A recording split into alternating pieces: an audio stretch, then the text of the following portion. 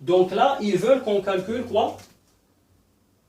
I, donc la question 2, I est égal à quoi? À l'intégrale entre 0 et 1 de fx dx. Si vous voulez, c'est-à-dire l'intégrale de exponentielle x plus 1 plus exponentielle x. D'accord. Ben bon, par rapport à dx. Donc là, il y a plusieurs façons d'exposer les choses. Sinon, je peux mettre fx dx et écrire, voilà. Si vous voulez, je peux faire ça aussi. Chacun peut s'organiser comme il veut du moment qu'on fait des choses correctes, dx. Et là, je pourrais écrire, si vous voulez, grand f de x.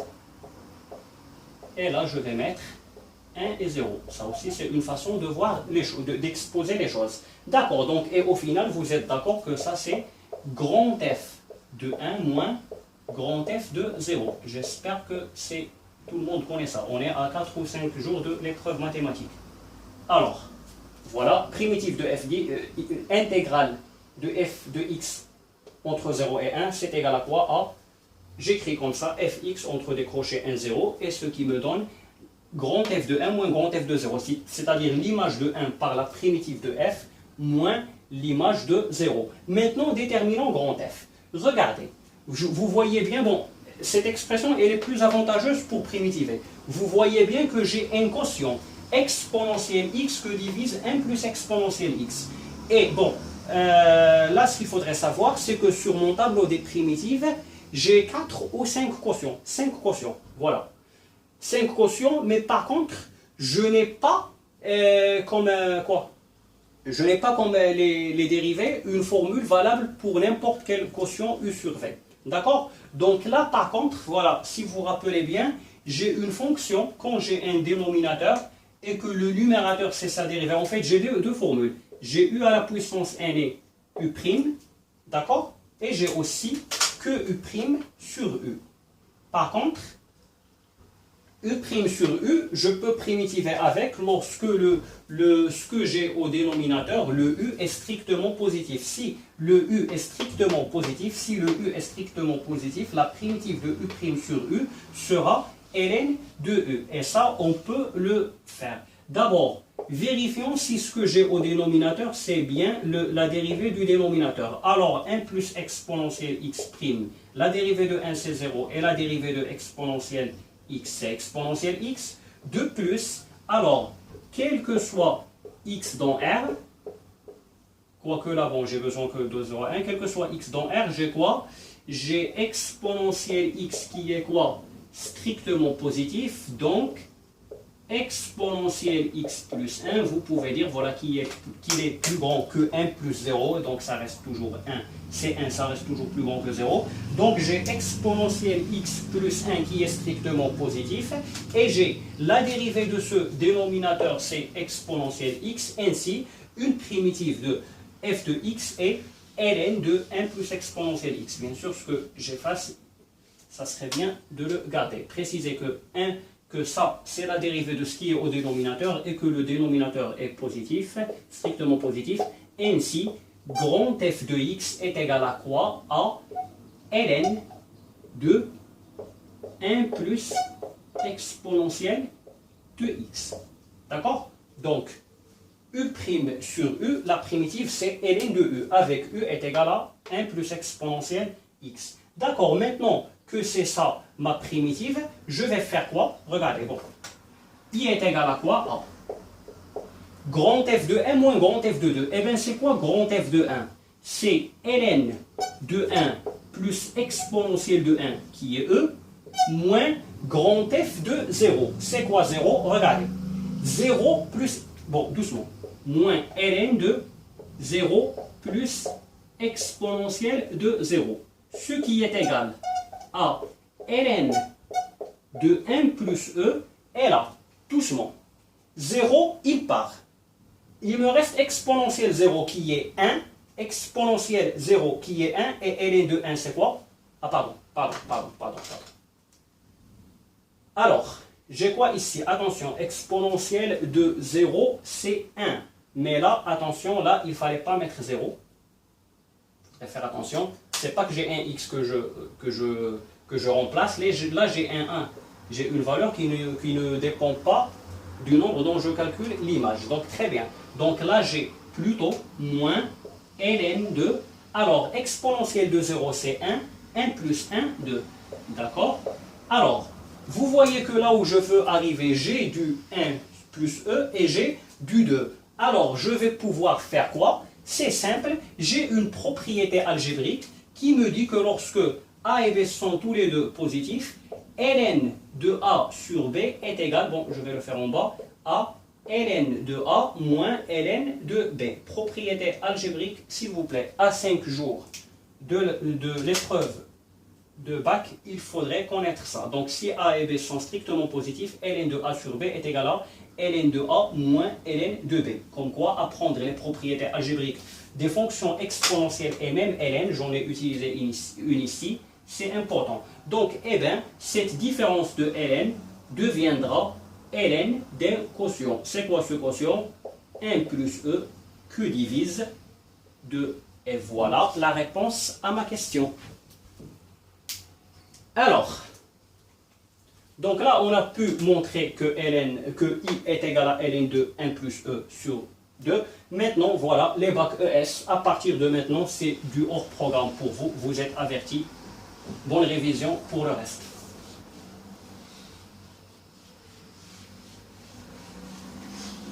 Bon, j'espère qu'il n'y aura plus de bac ES avec nous. Je ne peux pas les virer.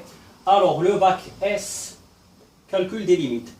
Alors, pour le calcul des limites, pour la limite en plus l'infini, si j'utilise ça, je vais avoir une forme indéterminée. Quoique, je pourrais m'en débarrasser. Si vous voulez, je vais vous les faire avec les deux. Imaginons que nous sommes dans un examen où nous n'avons pas ça. Si on utilise ça, vous voyez que là, exponentielle de x, la limite en plus l'infini, c'est plus l'infini. Et là, vous avez plus l'infini plus 1 qui vous font plus l'infini. Et plus l'infini sur plus l'infini, c'est une forme indéterminée. Donc, je répète, je vais prendre cette expression. Comme ça, voilà, on voit plus d'une seule situation. La limite de f de x, donc là, je vais prendre, pardon, f de x, je vais prendre cette expression, juste je la recopie. Et après, je vais vous montrer comment travailler avec l'autre aussi. Donc, exponentielle x que divise 1 plus exponentielle x. Donc, j'ai dit qu'en remplaçant directement, on va avoir une forme indéterminée. Mais là, je vais décortiquer un peu.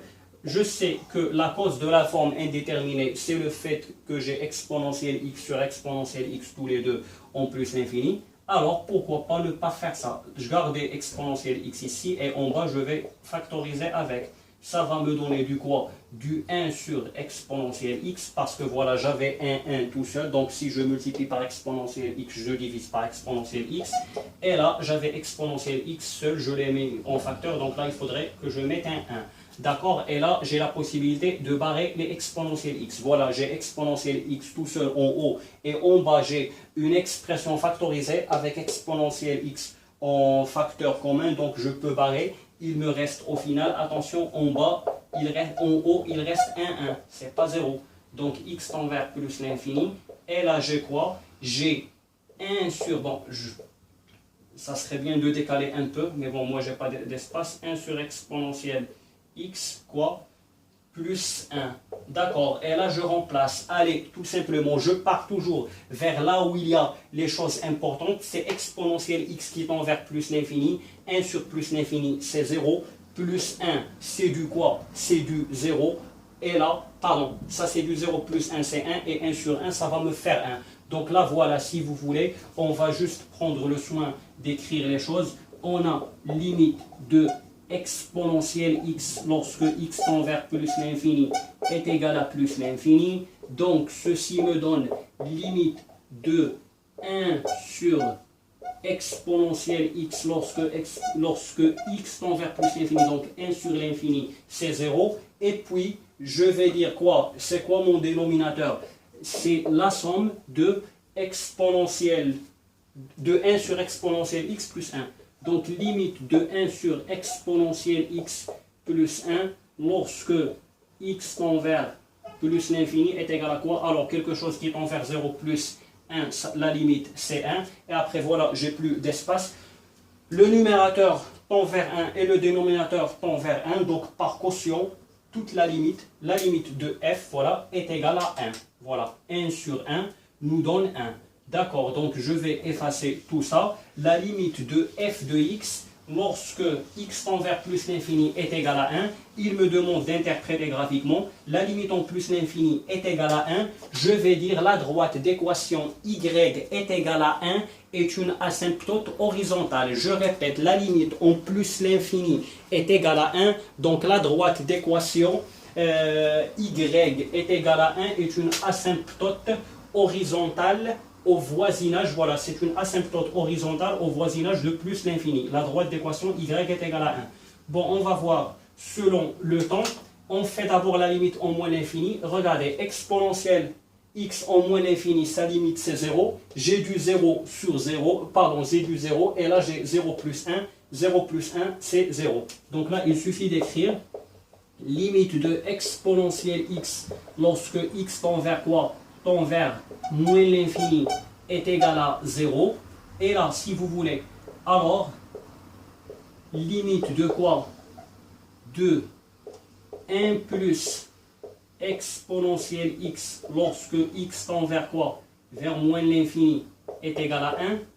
Sinon, si vous voulez, bon, je peux enlever ce alors. Voilà, c'est des choses claires. La limite de exponentielle x en moins l'infini, c'est 0. Et là, je parle de l'autre. La limite de 1 plus exponentielle x en moins l'infini, c'est 1. Et là, je peux mettre une petite accolade et dire par caution, limite de f de x lorsque x tend vers moins l'infini est égal à quoi? Alors, j'ai du 0 au numérateur divisé par 1 au dénominateur, ça va faire 0. Et là, je peux faire le commentaire suivant. Je peux dire, comme la limite de f en moins l'infini, lorsque x tend vers moins l'infini est égal à 0, alors la droite d'équation y est égale à 0 est une asymptote horizontale. La droite d'équation y est égale à 0 est une asymptote horizontale à CF, la courbe de f, au voisinage de moins l'infini. Maintenant, si vous voulez, au cas où on ne nous a pas demandé ça, et il fallait se débrouiller avec ça.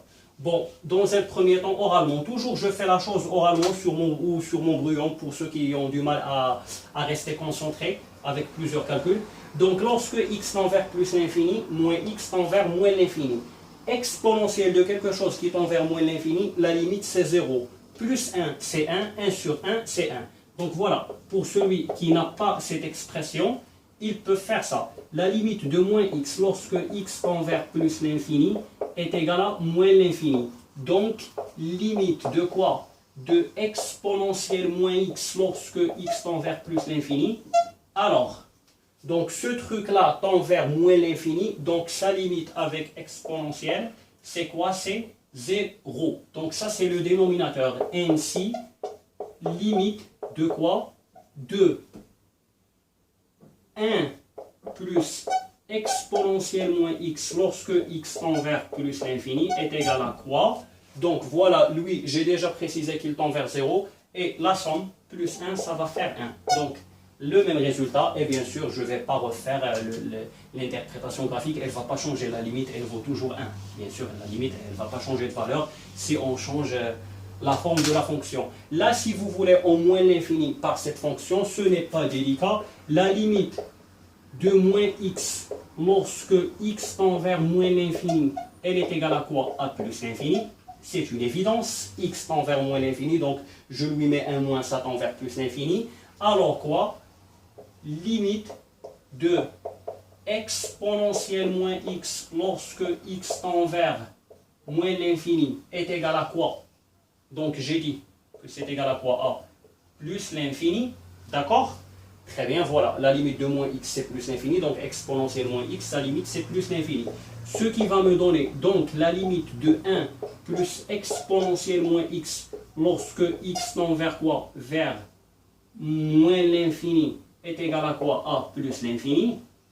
Et là, si vous voulez, alors regardez, vous avez le dénominateur qui tend vers plus l'infini. Voilà, vous pouvez, si vous voulez, faire comme ça. La limite de 1 lorsque x tend vers quoi? Moins l'infini est égal à 1. Et en bas, la limite, et vous recopiez le dénominateur, c'est quoi?